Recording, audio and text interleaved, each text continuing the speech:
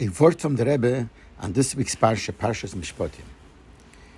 In Parshas Mishpotim, from the posuk that says Asher Yoimar Ki Hu Zeh, the Chachomim learn out that they made the b'miktzes is chayiv shvua.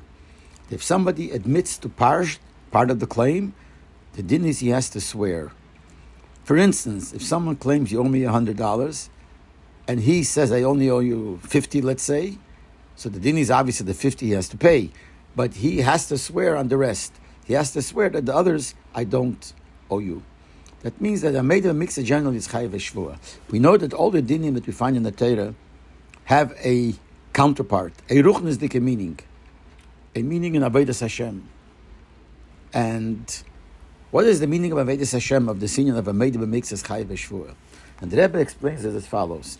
When the person, chas v'shalom, does an Aveda, we don't say that his whole being is involved in the Aveda. Because every Yid has a neshama, so the etzem and neshama is never involved in the Aveda. The essence of the neshama always remains connected to Hashem, even while the Aveda is done, as it says in Tanya. Even when we look at the keiches of the neshama, not only the essence of the neshama, even the superficial aspects of the neshama, the attributes of the neshama that does get involved in Aveda, we still don't say that the whole keach, any power that he uses, any strength he uses, any attribute he uses to do an Aveda, it's fully involved in the Aveda. You can't say that either. The Gemara says that Afilo Pesha Yisrael Malay Mitzvahs Krimin.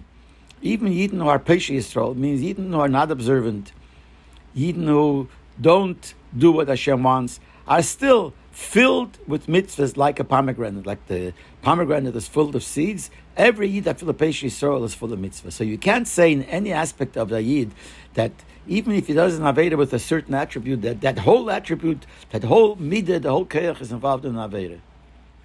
And therefore, when the Yetzer Hara, the Sotan, they're all one, come in Bezen Shalmaila, the heavenly courts, and prosecute a Yid for doing an Aveda. And he claims because he did an Aveda, so give him over to my reshus, to my domain, and I'll take care of it. I'll take care of him already in a negative way, obviously.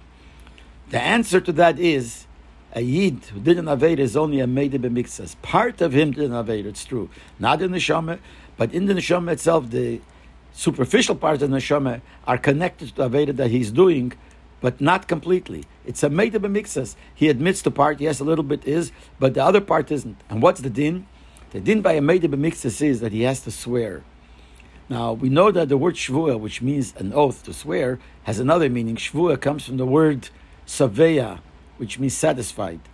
And in Chassidus it says that mashbinei is sometimes, it says you make him swear means you satisfy him, you fill him up with special koyach.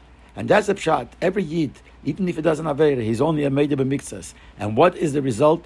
The Eibush does not give over the Yid in the reshus, in the domain of the Sotan, of the Yetzer Hara, but the Eibush says chayiv shvua, it means we give him a shvua.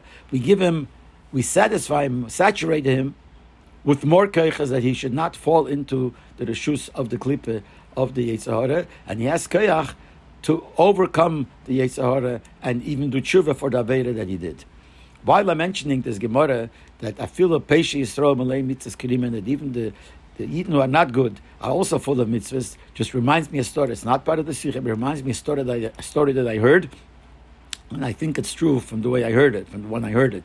That was once a Chassidus Shrid, not from the Lubavitch Chassid, but a Chassidus Shrid from a different Chassidus, went into the Rebbe for Yechidus for a bracha. At the end, before he left, the Rebbe asked him, can you repeat any Vort that you heard from your Rebbe lately? So he said, yeah. My Rebbe spoke about this Gemara, that even Pesha Yisrael means, let's say the word bad Yidden, are also full of mitzvahs. So he said, I don't understand, but the Rebbe asked a question. If you call them Pesha Yisrael, how can you say that they're full of mitzvahs? And the Rebbe looked at him and the Rebbe said, I have the same question, but my question is a little bit different.